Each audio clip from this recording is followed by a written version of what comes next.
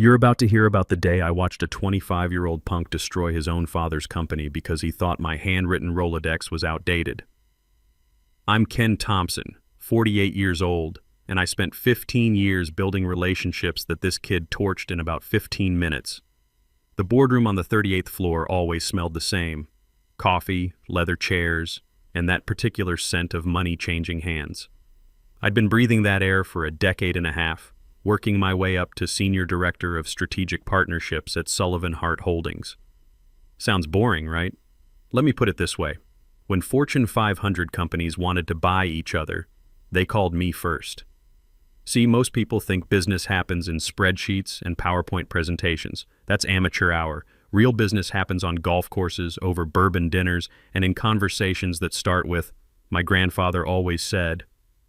I learned this from my mentor, Bill Crawford, who taught me that a handshake from the right person was worth more than a 100-page contract from the wrong one. That Thursday morning, I was standing by the window going through my handwritten notes for the biggest deal of my career.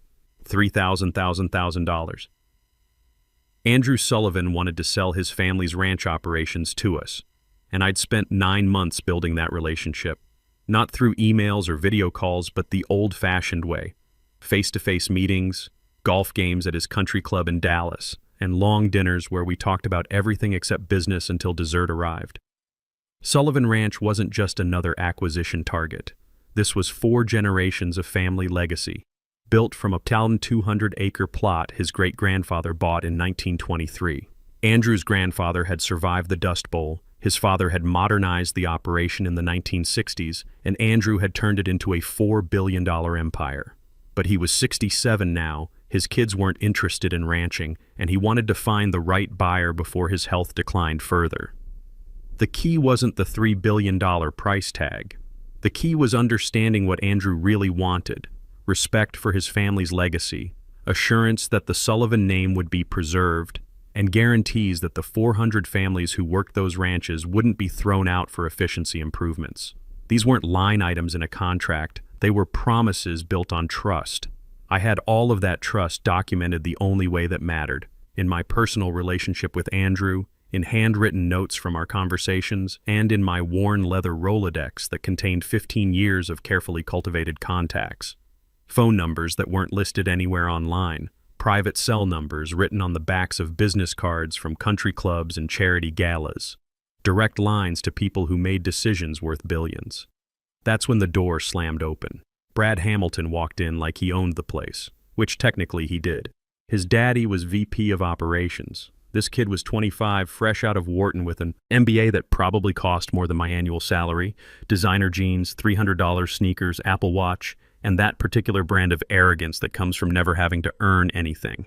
It was his first day on the job, and he was already swinging his weight around. "Excuse me," he said, not even looking at me. He was staring at my desk with the expression you'd use to examine roadkill. I set down my notes. "Can I help you, Brad?" "Yeah, you can help me understand why we're still running a business like it's 1995. He pointed at my Rolodex, the same leather-bound contact book I'd been building since my first day at the company. "What is that thing?" "That's my client database," I said calmly. "Your what?" He actually laughed, a sharp, dismissive sound that carried across the open floor plan. A few analysts looked up from their computers. "Dude, we have Salesforce. We have CRM systems. We have cloud-based everything. Why are you keeping handwritten cards like some kind of museum piece?" I looked at this kid in his designer clothes and his complete ignorance of how real business worked. "Because some relationships can't be digitized, Brad. When Andrew Sullivan calls me at 11 p.m. to discuss a problem with his grandfather's original land grants, he's not looking at a CRM entry. He's talking to someone he trusts." "Trust?" Brad scoffed. "This is 2024, not 1984. Everything needs to be in the cloud, accessible to the team, trackable through analytics. You're creating data silos with this ancient crap. It's inefficient and frankly embarrassing." The room went completely quiet. Junior executives stopped typing. Analysts froze mid-coffee sip. This wasn't just a conversation anymore. It was a public execution.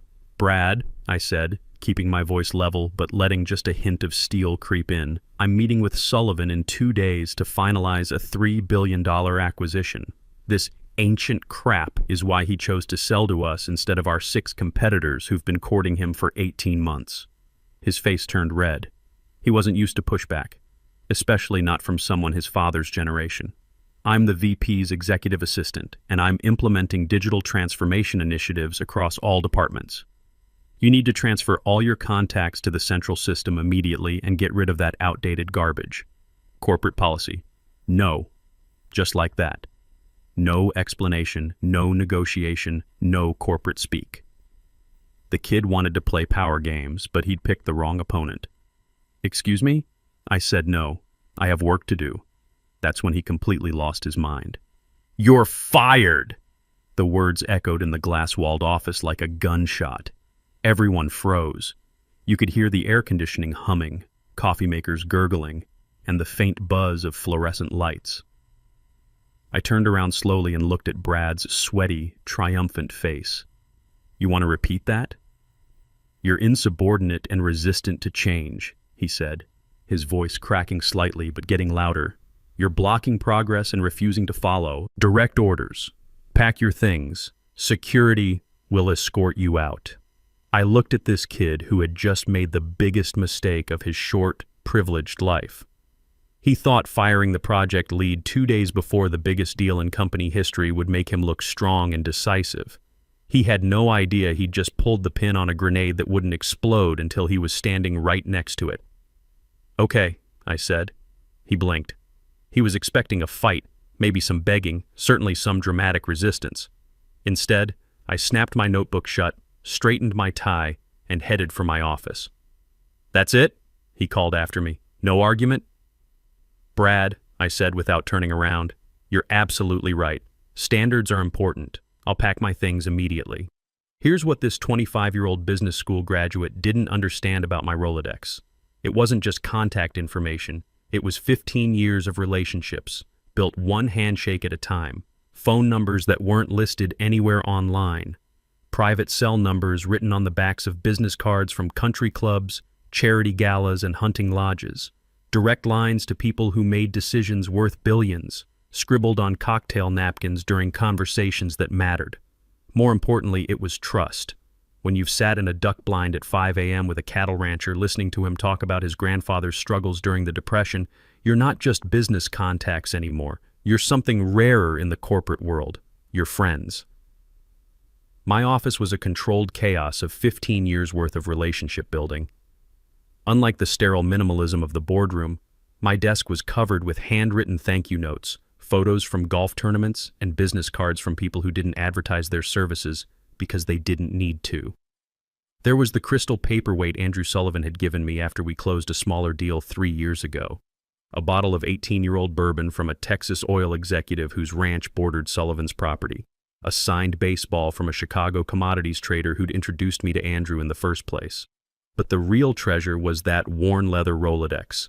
Every card represented hours of conversation, shared meals, and mutual respect built over years. These weren't digital contacts you could export and import. These were relationships that existed in the spaces between business transactions, in the trust that developed when someone's word meant something. I cleaned out my desk slowly, methodically. Personal photos first, my dad at my college graduation, my golf foursome from last year's charity tournament, then the sentimental stuff, awards, thank you letters, the bottle of bourbon I kept for celebrating closed deals. Linda Foster, my assistant, appeared in the doorway looking like she'd seen a ghost. Ken, is this really happening? Please tell me this is some kind of joke. It's happening, Linda, I said, sliding the Rolodex into my briefcase with the care you'd use to handle a family heirloom. But don't worry about the Sullivan meeting. I'm sure Brad can handle it. He's got Salesforce, right? The sarcasm felt good, but it couldn't mask the bigger picture. Brad had just fired the only person in the company who understood what the Sullivan deal actually meant. What about the heritage clauses? Linda asked, her voice barely above a whisper. The Texas ranch operations? The grandfather's original land grants? Nobody else knows about the emotional significance of preserving the Sullivan name on those properties. I shrugged, continuing to pack. I'm sure it's all in the digital files somewhere. Of course it wasn't. The real deal, the emotional core of why Andrew Sullivan was selling, existed only in conversations I'd had with him over cigars and whiskey at his ranch. The stories about his great-grandfather betting everything on 200 acres of what everyone said was worthless land. The pride in building something that lasted through 4 generations. The worry about finding a buyer who wouldn't just strip the Sullivan name off everything and turn it into another faceless corporate asset. That stuff doesn't get entered into CRM systems. It lives in trust between people who understand that some things matter more than quarterly profit reports. I walked out past the security desk where William Turner, head of security, was waiting with 2 uncomfortable-looking guards. William had known me for 10 years, had seen me work weekends and holidays when big deals were on the line. "Sorry about this, Ken," he mumbled, clearly embarrassed. "Orders from upstairs." Brad was standing by the elevators with his arms crossed, trying to look important and decisive. "Make sure he doesn't take any proprietary data," he told William. "He's clean, Mr. Hamilton," William said without even checking my briefcase. "He knew me. He trusted me." 2 things Brad would never understand. I stopped in front of Brad and smiled. Not a bitter smile or a threatening one, a genuine smile. The kind you give someone who has unknowingly just handed you a winning lottery ticket while thinking they're giving you a parking fine.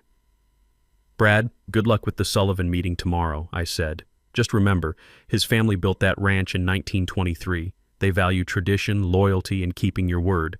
I'm sure you'll do fine." His brow furrowed. Something in my tone made him nervous, but he couldn't quite figure out what.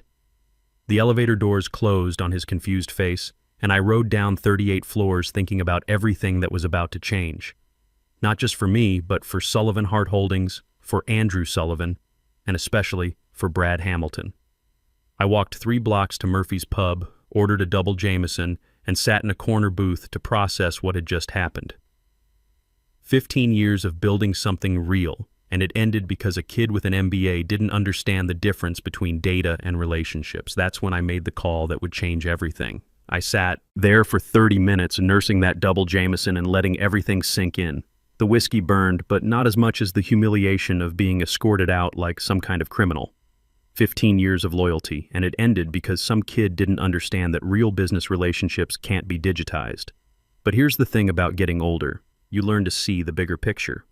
Brad Hamilton thought he'd just flexed his muscle and shown everyone who was boss. What he'd actually done was hand me the keys to the most spectacular revenge in corporate history. See, there was something Brad didn't know about my relationship with Andrew Sullivan. Something that wasn't in any digital file or corporate database.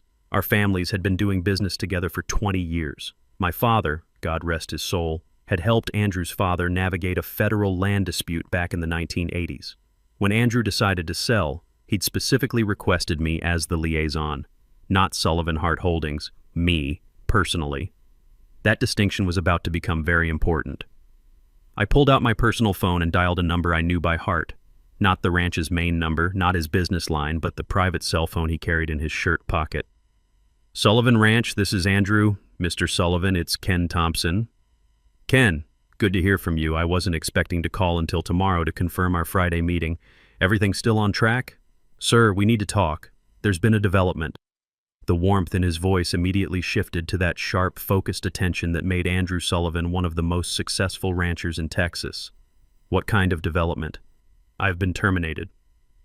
Silence. Long enough that I thought the call had dropped.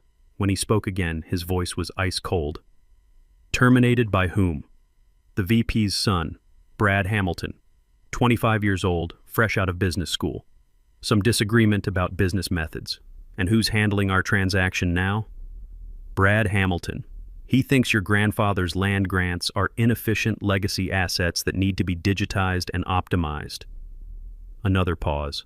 This one felt dangerous. He thinks what exactly? According to him, traditional relationships are outdated. Everything should be data-driven and cloud-based. He fired me for refusing to transfer my personal contacts to their corporate system. I could hear Andrew breathing on the other end. When you've known someone for years, you learn to read their silences. This wasn't confusion. This was controlled fury. "Ken, are you free for dinner tomorrow?"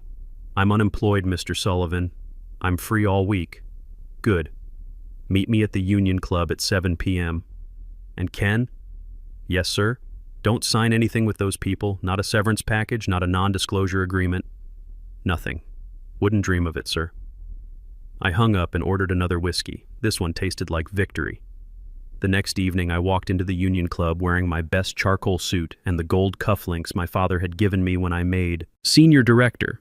The Union Club wasn't just a restaurant, it was an institution. Dark wood paneling, leather chairs that had seen a century of handshake deals, and the kind of discreet service that made powerful men feel comfortable discussing sensitive matters.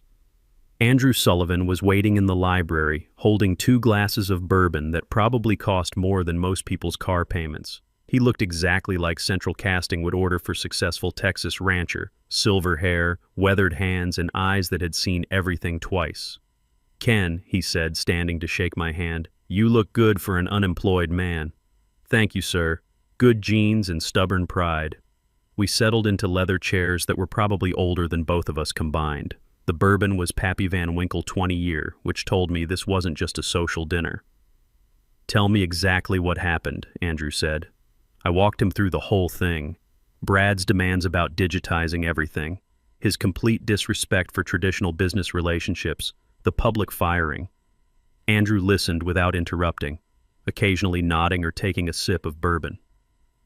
"This Brad character called my office this afternoon," Andrew said when I finished. "Told my assistant that you were unavailable due to a family emergency, but that he was fully briefed on our arrangement and ready to proceed." I nearly choked on my drink. A family emergency?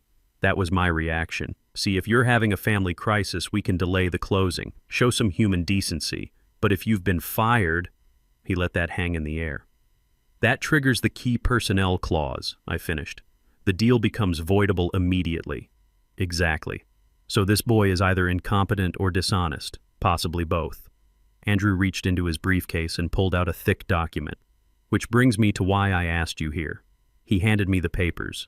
It wasn't an employment agreement. It was a partnership proposal. "Sullivan Holdings is looking for a new director of strategic acquisitions. The salary is $280,000 annually, exactly twice what you were making. Equity participation in all deals, full benefits, and a signing bonus that should make up for any lost retirement contributions." I read through the contract carefully. It was comprehensive, generous, and completely legitimate. "The first assignment," Andrew continued, "is finding a buyer for the ranch operations. But obviously not Sullivan Hart Holdings. They've disqualified themselves through their own incompetence." "What about tomorrow's meeting?" Andrew smiled, and it wasn't entirely pleasant. "Oh, I'm still taking that meeting. I want to see this Brad character try to explain our relationship. I want to watch him realize that he fired the only person who could have saved his deal.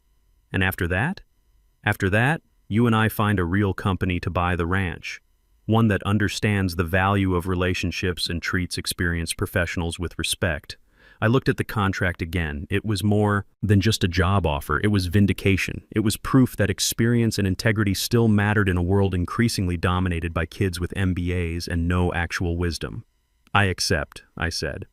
"Excellent." Andrew raised his glass. "To new partnerships and old-fashioned justice." We finished our bourbon and spent another hour discussing strategy. By the time I left the Union Club, the trap was set. All that remained was watching it spring shut. The meeting was scheduled for 10 a.m. Friday morning. At 9:45, I walked into the lobby of Sullivan Hart Holdings wearing my new Sullivan Holdings Company ID badge and my most expensive suit. I didn't hide in some corner. I stood right there by the security desk, in plain sight, like a ghost returning to haunt the living. The lobby buzzed with its usual morning energy. Executives rushing to meetings, assistants juggling coffee orders, the familiar chaos of a company that moved billions of dollars around like chess pieces. I watched it all with the detached amusement of someone who was no longer part of the machine. William Turner spotted me first. His eyes went wide, then he quickly looked away, trying not to draw attention. Smart man. At 9:58, Brad Hamilton came rushing down from the 38th floor looking frantic. His expensive suit was slightly wrinkled, there was sweat on his forehead, and he had the desperate look of someone who'd spent the last 18 hours trying to figure out how to fake expertise he didn't possess. He saw me immediately. "What the hell are you doing here?" he shouted across the marble lobby, his voice echoing off the walls. Every conversation stopped. 50 people turned to watch the show. "I'm here for the Sullivan meeting," I said calmly. "You don't work here anymore." "You're absolutely right. I work for Sullivan Holdings now." The color drained from his face so fast I thought he might pass out. Christopher Peterson, the CFO, appeared behind him looking confused and increasingly panicked. "What's going on here?" Peterson demanded. "Ken works for the client now," Brad stammered, his voice cracking. "This has to be some kind of corporate espionage. This is sabotage." "Sabotage?" I laughed. "Brad, you fired me for refusing to digitize my personal relationships. I found new employment. That's called capitalism." That's when Andrew Sullivan walked through the revolving doors. The man had presence. At 67, he moved with the confidence of someone who'd built an empire from dirt and wasn't intimidated by glass towers or corporate politics. He wore a perfectly tailored navy suit, traditional leather shoes that had been resold more than replaced, and an expression that suggested he was here to settle accounts. He looked around the lobby slowly, taking in the scene. Brad sweating in his designer clothes, Peterson panicking in his $3,000 suit, me standing calm and professional by the security desk wearing my new company badge. "Gentlemen," Andrew said, his voice carrying across the marble like a judge calling court to order. "I believe we have a meeting scheduled." Brad stepped forward, trying to compose himself. "Mr. Sullivan, there's been some confusion about staffing changes. Ken Thompson no longer represents Sullivan Hart Holdings in any capacity." "I'm aware," Andrew said, his eyes never leaving Brad's face. "He represents me now." The silence was absolute. You could hear the air conditioning, the distant hum of elevators, even the traffic outside. But nobody in that lobby was breathing. Peterson tried to salvage something from the wreckage. "Mr. Sullivan, please, this is clearly a misunderstanding. We can bring Ken back immediately. Full reinstatement, promotion, whatever compensation package he requires." Andrew looked at me with raised eyebrows. "Ken, are you interested in returning to Sullivan Hart Holdings?" I smiled. "No, sir. I'm quite happy with my new position. Better pay, better benefits, and most importantly, better management." Andrew nodded approvingly. "Then there's no one here I trust to handle this transaction." He turned toward the door, then stopped and looked back at Brad. "Young man, you called my office yesterday and lied about Ken's status. You told my staff he was unavailable due to a family emergency. That was either incompetence or dishonesty. I don't do business with companies that employ either." Brad's mouth opened and closed like a fish gasping for air. "But the contract, the terms were agreed to. We have a binding letter of intent." "Letters of intent are contingent on due diligence and good faith dealing," Andrew said coldly. "You've demonstrated neither. Good day, gentlemen." He walked out. I followed him, leaving behind 15 years of my life and a $3,000 deal that had just evaporated in the most expensive temper tantrum in corporate history. In Andrew's car, he chuckled. That was even more satisfying than I expected. Did you see the boy's face when he realized what he'd done? "Hard to miss," I said. "What happens now?" "Now we find a real company to buy the ranch. One that values experience and treats people with respect." The aftermath was swift and brutal. By noon, Sullivan Hart's stock had dropped 15%. By close of business, it was down 27%. The business media picked up the story by Monday morning. Failed leadership costs. Sullivan Hart 3BID deal. The board called an emergency meeting Tuesday morning. By Tuesday afternoon, Brad Hamilton's father had been demoted. Brad himself was quietly let go with a non-disclosure agreement that basically paid him to disappear and never talk about what happened. They tried everything to salvage the deal, called Andrew's office, offered concessions, even flew a delegation to Texas to meet with him personally.